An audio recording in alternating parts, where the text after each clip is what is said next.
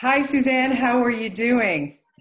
I'm okay, thank you. Uh, Nice you to meet you. you should be just so thrilled with your accomplishments with this film. And my goodness, the Cannes Film Festival, Toronto International Film Festival. You're 20 years old. It's your first feature. My God, how are you feeling? Yeah, well, this is incredible. I'm really happy because I dreamed a lot about it, and now this is reality, and I'm very proud that it exists, and I'm very proud to have worked with all of these people who helped me to do it. So I'm very happy to have make it, and that the film exists. It's a real accomplishment for me. So yeah. I would say so. Let's dive right in there because you started to write this script when you were 15 years old. Yeah. Wow. I don't even remember what I was doing when I was 15, but I wasn't writing scripts, I can tell you that. And obviously, I mean, you're in it, you write it, you direct it, everything. The characters even named Suzanne. So how autobiographical was this? How much did you want to share with us?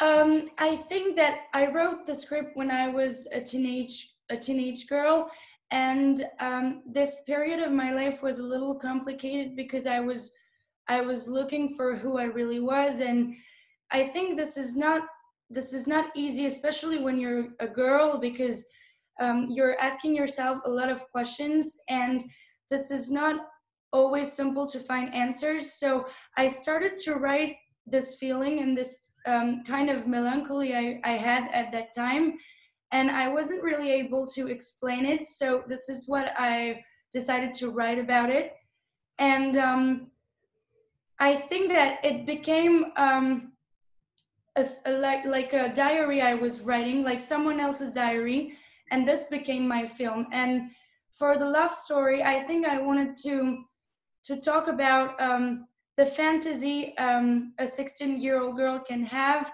and she's dreaming about something different than the thing she's actually living.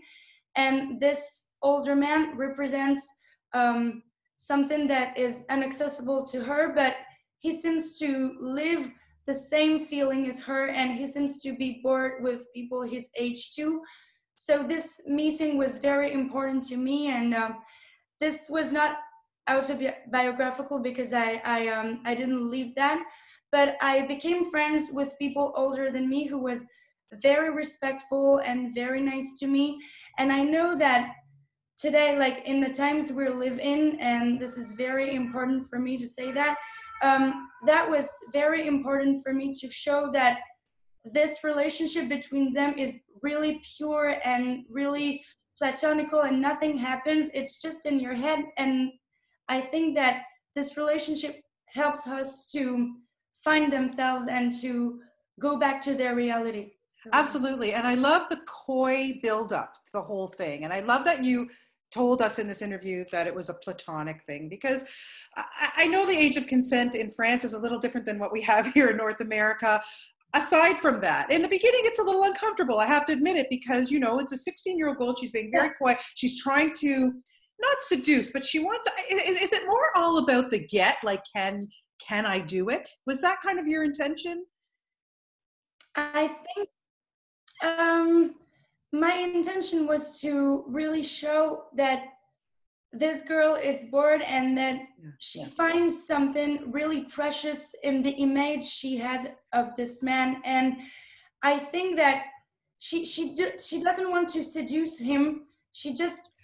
I think she just wants to be liked, but not in a weird way. I think she's really more interested in finding something that interests her in her life because she's bored and because she needs to feel emotions. And what I felt at that time is when you're 16, you're waiting to fall in love and you're waiting to leave stuff that you not necessarily live at that time. And I think that sometimes you want to go too fast, but what I was really concerned about is not going too fast in the movie, and I didn't want them to fall in love in a not appropriate way. So Yeah. I think that she's not a seducer, and she doesn't want him to to fall in love with her.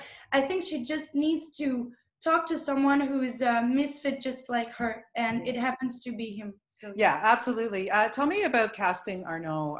Wow, he's a pretty good looking dude, I have to say. yeah. Um, I saw a movie while I was writing mine. I had no idea of who could play the role of this man in my film because he's an object of fantasy, and this is so hard to find someone who seems to be really nice and really respectful, and who has this charisma and this presence. And I think that I saw a movie while I was writing mine. It's 120 BPM. I don't know if you saw it, Yeah. on AIDS and everything, and what happened in the early 90s. And I was completely devastated by his performance because he's really shy, and he's really. I was so moved by him that I remember that I thought, okay, he has nothing to do with the man I imagined, but I need him to be the character because I love the way he is.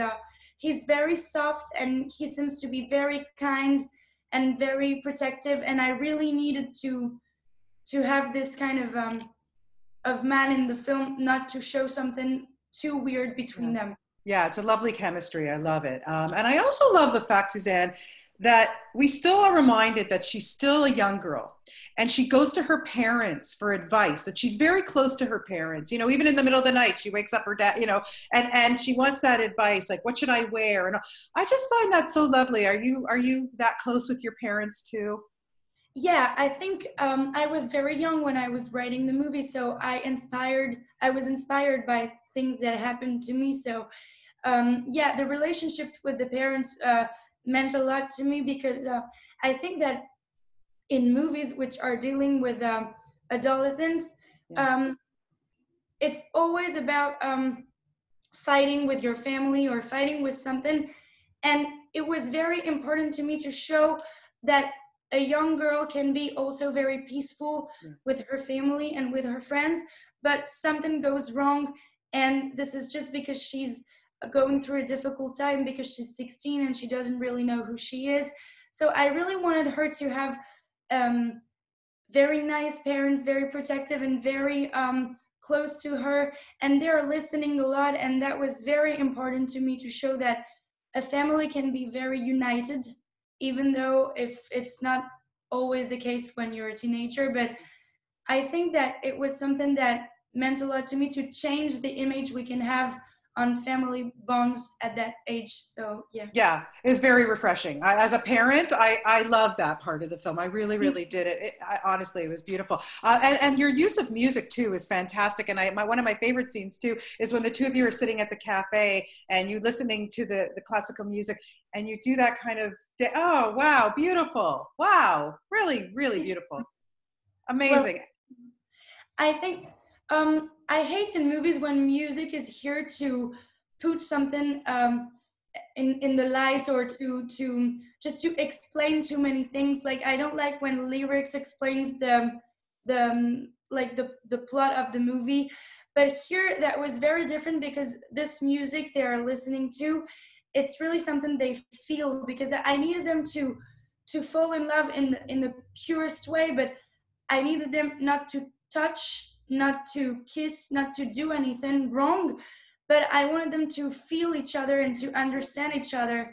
And this is why dancing was a way for me to make them communicate. And this is the language they have, and this is the way they have to be in love. And I think music was very important, and I really had to choose the right music for that moment. And I think opera is the best because it's bigger than anything, and it represents for me what it is to fall in love and to discover new things. Absolutely. Well, I just have to ask you, you know, you are certainly going to be a rising star. There is no question in my mind, honestly. It's just such a thrill for me to talk to you. What's next? Have you already started thinking about what you're going to do next? For now, I just want the movie to go out in France and in the world because it's a lot of work, and it's like my baby, so I have to protect it and to live it. I really want to enjoy that period, because I think it's so rare to live something like this, and especially at my age, because I just turned 20 during the lockdown. So I finished high school like a year and a half ago. So I really want to enjoy that time.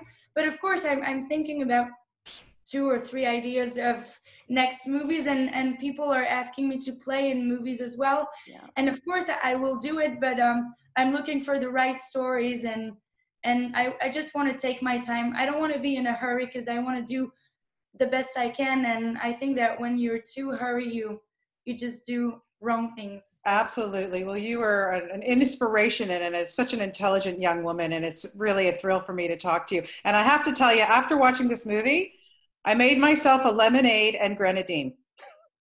Oh my God, that's the best thing you can tell to me. I've always drink that. I don't drink alcohol. I don't like the taste of alcohol, and my friends don't understand me. And I'm just here with my lemonade and grenadine, and I try to convince everyone that it's this super good, but nobody trusts me. So I'm so happy that you liked it. It's my new drink now. I loved it. I was like, I have to try this. It looks delicious, and especially in the warm weather, it's lovely. But such a wonderful opportunity to talk to you, Suzanne. I hope that next year you'll come back to Toronto. We get to meet in person. But Okay. just best of luck to you with this film. It's lovely, and you're just so lovely. And like I say, such an inspiration for a young girl to do something like this. I'm truly very impressed. Well, thank you very much. I was so happy and so honored to talk to you, and really, I really like this interview, and thank you very much. And I hope that, yeah, we will meet in person once. And thank you. Oh, Really. you're so welcome. Best of luck to you, my dear, and just stay healthy and stay safe, okay? Yeah, thank you. Okay. Yeah, take care. Bye-bye. Bye.